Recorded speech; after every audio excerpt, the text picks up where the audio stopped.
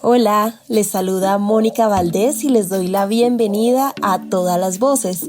En esta oportunidad nos preguntamos por el escenario educativo. ¿Cómo se enseñará la historia cuando la Comisión de la Verdad entregue su informe final al país y todo su legado? ¿De qué manera la academia puede aportar al giro cultural considerando las secuelas que deja en la sociedad un conflicto armado tan prolongado? Bueno, de eso es que vamos a hablar hoy. Un café y empezamos. Y para explicar de qué hablamos cuando nos referimos al legado de la Comisión de la Verdad y al papel protagónico del sector educativo, antes, durante y después del informe, les compartimos estos apuntes que nos hace llegar el comisionado de la Verdad, Saúl Franco. En términos familiares podemos decir que el legado es la herencia que la Comisión de la Verdad le deja a la sociedad colombiana. Una herencia que contiene fundamentalmente el conjunto de esclarecimientos que la Comisión logre hacer sobre lo que nos pasó en esta guerra, la comprensión, la explicación de por qué acontecieron estas cosas y el conjunto de propuestas que la Comisión, a partir de su trabajo, le hace a la sociedad colombiana para poder construir la paz. El sector académico ha hecho un enorme aporte al trabajo de la Comisión de la Verdad. La producción académica, los análisis sobre la violencia y el conflicto en el país han sido elementos fundamentales y una base muy sólida y muy alta para el trabajo de la Comisión. Pero además muchas universidades se empeñaron en reflexionar durante el periodo de la Comisión sobre lo que les había pasado en el conflicto, cómo lo habían vivido, qué habían hecho, qué habían dejado de hacer, inclusive qué responsabilidades han tenido. Pero ahora viene la fase después de la Comisión, en la cual esperamos que el sector académico sea un gran aliado de la Comisión, un aliado para que este legado tenga vida, para que las recomendaciones que ahí se hagan se puedan implementar y sobre todo para que los temas que ahí se plantean se sigan esclareciendo, o sea, para que el proceso de la verdad continúe y culmine contribuyendo a la construcción de una sociedad en paz como la que queremos y necesitamos. Bien, vamos a conversar con Óscar Sánchez, coordinador general de Educapaz e impulsor también de políticas públicas en educación, y con Ana Cristina Navarro, coordinadora de la Estrategia de Pedagogía de la Comisión de la Verdad. Nos encanta tenerlos a los dos aquí. Y Ana Cristina, vamos a empezar por preguntarte en qué consiste la Estrategia de Pedagogía de la Comisión de la Verdad. Bienvenida. Bueno, gracias, Mónica. La estrategia de pedagogía, digamos que a lo que tiende es a posicionar la verdad en esta sociedad. La verdad es un valor y es, digamos, un acontecimiento histórico que nunca habíamos enfrentado en Colombia. Entonces, se trata de familiarizar, entusiasmar hacia la verdad, sobre todo a dos públicos en los que nos hemos concentrado, a los docentes y a los alumnos, pero a los alumnos desde los 12, 14 años hasta los 40, digamos que jóvenes en el más amplio sentido de la palabra. Necesitamos que exijan la verdad, necesitamos que la consideren necesaria y necesitamos que además se hagan cargo de ella y sean capaces de explicarla y de conversarla y de familiarizar a otros con esa verdad, porque nos hace bien a todos, a pesar de que duela, a pesar de que dé rabia, a pesar de que a veces da miedo. Yo diría que básicamente en eso nos hemos concentrado. Y en ese proceso, Educapaz ha sido uno de los invitados de primer orden. Óscar, ¿por qué no nos cuentas cómo ustedes han visto esta participación de Educapaz y en general como del sector educativo en esta propuesta que nos explicaba Ana Cristina de posicionar la verdad como un bien público? Gracias, Mónica, y gracias por esta invitación a todas las voces. Bueno, nosotros desde Educapaz sabemos que los conflictos solamente se podrán resolver en la medida en que seamos capaces de entender que hay muchos puntos de vista, pero que hay hechos que no podemos negar, que tenemos que ser capaces de entender las perspectivas diferentes, por lo tanto la verdad en toda su complejidad, pero también reconocer la vulneración de los derechos y la dignidad de las personas. Mientras eso no esté en la mente, en la cultura, en la mente de cada uno y cada una de nosotros y en la cultura de esta sociedad, vamos a seguir teniendo serios conflictos y serias afectaciones a la dignidad de las personas en esos conflictos. Yo creo que hay 4 elementos muy importantes en los que nosotros hemos venido participando. El primero es en el acompañamiento directo a escuelas con el proyecto Escuelas de Palabra. Escuelas de Palabra es una iniciativa conjunta de la Comisión de la Verdad y Educapaz, con la que llegamos a 34 escuelas del Caribe colombiano. El proyecto consiste en generar en los colegios grupos voluntarios muy comprometidos, que llamamos equipos dinamizadores, para que durante un año escolar adelanten un proceso de investigación participativa, de investigación en la que todos contribuyen a pensar el valor de la verdad en la transformación de los conflictos. Ese es uno de los 4 asuntos que hacemos con la comisión. Hay otros: apoyar el legado, divulgar el informe final, es una cosa que estamos ahora construyendo. También trabajamos en apoyo a la no repetición, cómo se puede transformar el sistema educativo a futuro y en particular cómo apoyar, por ejemplo, la enseñanza de la historia en la escuela. Gracias. En este punto me gustaría preguntarte, Ana Cristina, ¿cómo consideras que podemos dar el giro de ser una sociedad que ha vivido un conflicto prolongado para transitar hacia un futuro de paz estable? Bueno, mira, yo pienso que es muy, muy ambicioso hablar de transición a la paz. Yo prefiero hablar de transición a un futuro posible, que quiere decir un futuro diferente, que quiere decir un futuro con oportunidades, un futuro sin la inequidad que hoy tenemos en este país. Entonces, yo creo, y de hecho el ejercicio de Educapaz es una prueba de eso. En ese ejercicio, por primera vez, la verdad tiene una enorme importancia. En este país habíamos trabajado la reconciliación, habíamos trabajado la paz, habíamos trabajado el perdón, pero nunca habíamos trabajado la verdad de esta manera en la escuela. Paso previo a llegar a una convivencia pacífica tiene que ser enfrentar toda la verdad del pasado.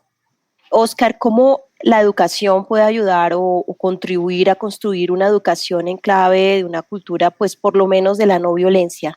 Este es un país atravesado por las secuelas de la guerra y solamente si aceptamos que nos tenemos que sanar de esas secuelas y aprender a perdonar, a entender que la justicia tiene que ser una justicia restaurativa, no solamente a partir del castigo, sino de aprender para no repetir. Tenemos que, digamos, asimilar y desarrollar todas las capacidades para la reconciliación, donde, por ejemplo, está todo el trabajo con la Comisión de la Verdad y la comprensión de la verdad como un valor trascendental para superar las secuelas de la guerra en nuestra cultura. Eso hacemos, crece, la educación crece. Muy bien, y Ana Cristina, también desde la Comisión de la Verdad, tú has estado muy cerca de impulsar la red de apoyo ciudadana Generación V+, que entre otras ayuda a vincular a jóvenes universitarios y de colegios en toda esta idea de avanzar hacia transformaciones para construir un futuro posible y transitar hacia la no repetición. ¿Cómo es esto de V+, la generación V+? Sí, la generación V+, es la generación de verdad, como Verdad Plus, que es un movimiento en torno al cual, o mejor dicho, un movimiento que gira en torno a defender la verdad, que gira en torno a defender la no violencia, que gira en torno a defender y respetar los derechos del otro como los tuyos propios. Es una red de jóvenes que están interesados primero en defender, en llevar adelante, en sacar adelante el legado de la Comisión de la Verdad, pero también es una red de docentes. Es una red de docentes con los que hemos venido trabajando creación de herramientas, co-creación de herramientas para enseñar el conflicto en el aula, para enseñar la historia en el aula. Y digamos que esa red de redes, porque ahí hay varias redes que además estamos estamos articulando en los territorios, porque cada quien en la comisión, cada territorio tiene un trabajo diferente con jóvenes, y ahora lo que estamos haciendo es articulando todo eso para hacer una movilización en torno al legado de la comisión, en torno a la herencia que le deja la Comisión de la Verdad a los jóvenes. Entonces, además digamos, de soñar, de creer en una paz estable y duradera, esos jóvenes lo que quieren es lo que está explicando Oscar. Lo que pretenden es tramitar sus conflictos de una manera diferente y más o menos de respetar el principio de que hay un camino en este país que es la no violencia. Los jóvenes de este país no compran la guerra, es mentira. Y los que van a la guerra es porque no tienen más remedio, en general. Y eso lo estamos viendo ahora con creces. Pero también es muy importante el trabajo con docentes. Cuando le preguntábamos, y me perdona si me meto en el tema de este momento, cuando le preguntábamos a un grupo de unos 100 docentes con los que estamos haciendo un ejercicio, ¿por qué creen ellos que estos jóvenes han sido capaces de mantener este estallido y han sido capaces de salir a reclamar el futuro? Dice, porque están educados de otra manera, porque es una generación que ha oído hablar de derechos, que ha oído hablar de respeto, que ha oído hablar de no violencia, a diferencia de otras generaciones en este país. Entonces, esto no es una casualidad. También la educación ha tenido mucho que ver. Bueno, pues hablemos de la coyuntura. ¿Cómo leen ustedes el estallido social y la protesta con el protagonismo de los y las jóvenes? Primero a fines del año 2019 y luego a partir del 28 de abril del 2021. Pues, digamos, es una sensación bastante bipolar, ¿no? Yo, por supuesto, pienso como Ana Cristina que los jóvenes de hoy tienen no solamente acceso a otro tipo de información, sino también conciencia de los derechos, de la dignidad, de la participación de una manera mucho más fuerte y sólida que otras generaciones, y eso explica su movilización. Pero también siento que esto está radicalizando de manera muy fuerte a los distintos movimientos que están detrás de esto, porque pues, es una cosa muy diversa.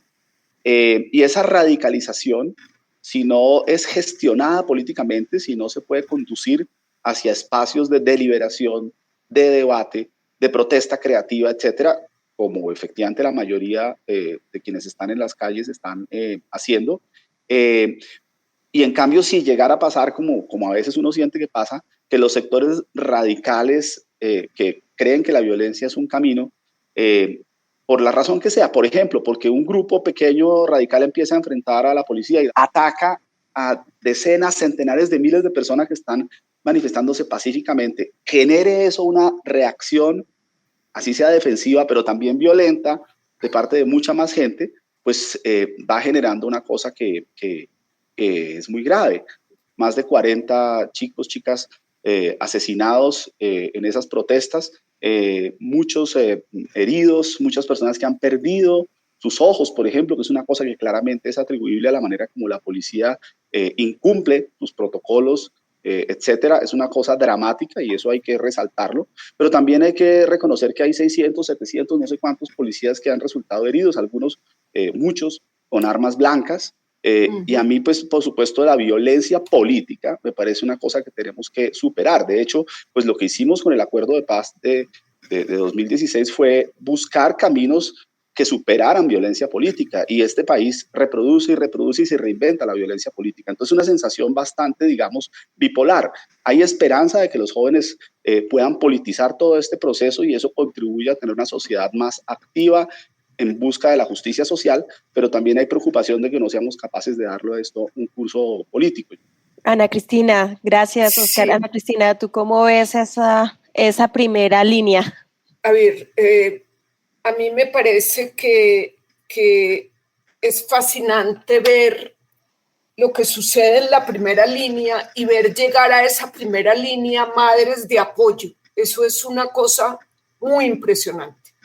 Madres que te dicen, estoy ahí, quiero estar ahí, tienen razón.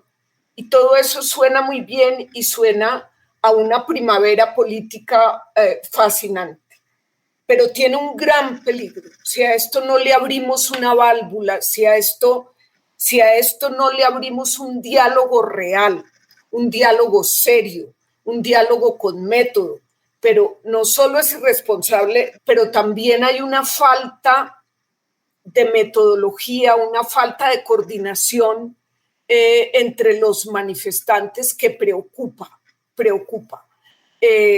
Entonces yo creo que ya es importante hacer un pare y empezar a conversar, pero empezar a conversar de una manera muy seria, no ir 2 horas al Palacio de Nariño y ver a ver qué decimos.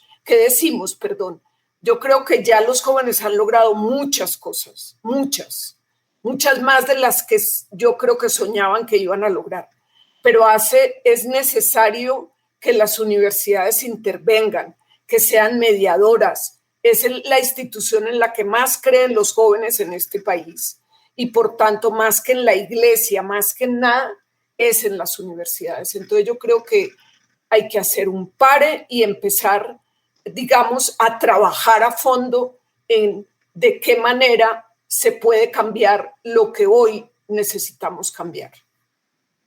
Y hay una cosa, sí, Mónica, perdóname, adelante. y es que a propósito de la verdad, antes el problema era que la comunicación estaba concentrada en unas cuantas voces. Hoy en día es muy abierta, es decir, todo el mundo puede grabar videos, circularlos, pero ¿cómo se logra lo que ahora se llama alfabetización informacional? ¿Cómo se logra la capacidad para discernir qué es verdad, qué es mentira, qué es una verdad muy puntual, qué es un fenómeno generalizado, a quién podemos atribuirle la responsabilidad de uno u otro hecho? La confusión está reinando y también la manipulación. Y tenemos evidencias irrefutables en Internet circulando todos los días. O cuando decimos que pasó una cosa y le echamos la culpa, yo qué sé, a quien fuera, pero digamos, muchas veces también desde todos los sectores se difunden mentiras, pues estamos diciendo los conflictos son un terreno en el cual todo el mundo puede decir lo que le parezca y todo el mundo puede convertir en un fenómeno cualquier hecho. Entonces, politizar también pasa por generar vocerías, canales de comunicación, formas de construcción de un debate público que sean mucho más confiables para la opinión, porque si no, entonces estaremos ante la guerra, digamos, un montón de guerras, entre otras, la guerra de las mentiras. ¿Cómo ven ustedes el momento de entrega del informe final y los ánimos para recibirlo? Me parece que es muy favorable para un momento como el de la entrega de un informe final, de un relato de verdad de 60 años, pero que no es el simple relato ni es el gran descubrimiento de verdades, sino que es la explicación de por qué pasó lo que pasó. Oscar. Yo lo que pienso es que el informe final de la Comisión de la Verdad debe ser una herramienta de diálogo permanente durante mucho tiempo y que este país cuenta con redes de construcción de paz, redes de derechos humanos, redes de educación para la paz, educación para la ciudadanía, docentes, estudiantes, grupos culturales, que deberían hacer de esto un instrumento de debate sobre las explicaciones de por qué nos seguimos matando en Colombia. Las explicaciones políticas, culturales, económicas, el racismo, la homofobia, el machismo, para construir una deliberación hacia la superación del conflicto. Porque si se vuelve un documento en el cual discutimos unos hechos, digamos, un documento que sencillamente es muy cuestionado, etcétera, que es muy valorado académicamente, pero que no contribuye a una reflexión profunda apropiada por seres humanos y procesos de discusión, probablemente el legado de la Comisión no va a tener el impacto que necesitamos que tenga. Y el impacto que necesitamos que tenga es trascendental. No hay nada más importante para la superación del conflicto en Colombia que la posibilidad de seguir avanzando en la línea de construir diálogos donde se pueda realmente pensar cuáles son las explicaciones de por qué nos matamos.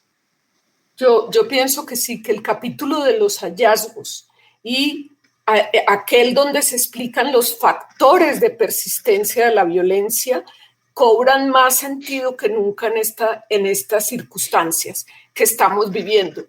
También las recomendaciones, pero yo creo que los factores de persistencia ahora van a tener un sentido específico y se van a convertir, se deberían convertir en un tema de discusión, de conversación y de elementos claves para la educación. Yo pongo un ejemplo concreto muy breve. En Colombia hay, ponle 200 puntos del país donde se ha venido reclutando y se sigue reclutando, lamentablemente en muchos casos, a todos los chicos que van a bandas criminales, a guerrillas, a grupos paramilitares y a ser soldados profesionales, que son, digamos, actores de la guerra, y en esos lugares lo que no hay es oportunidades educativas.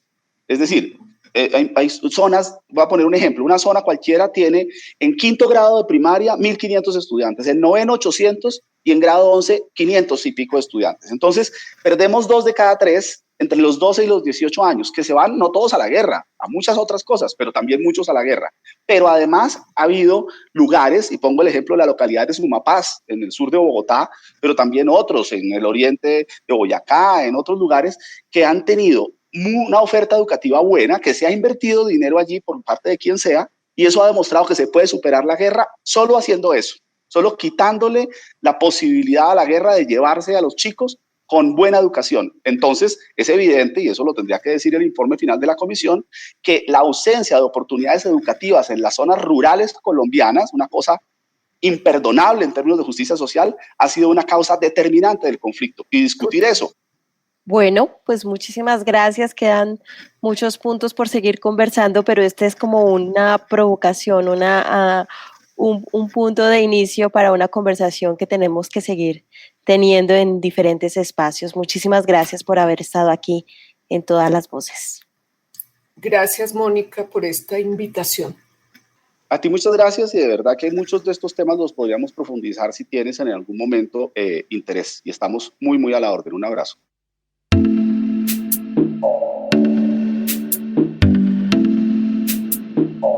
Todas las Voces es un programa de la Comisión de la Verdad en alianza con la Misión de Apoyo al Proceso de Paz, MAP-OEA, y se emite en las emisoras asociadas a la Red de Radio Universitaria de Colombia.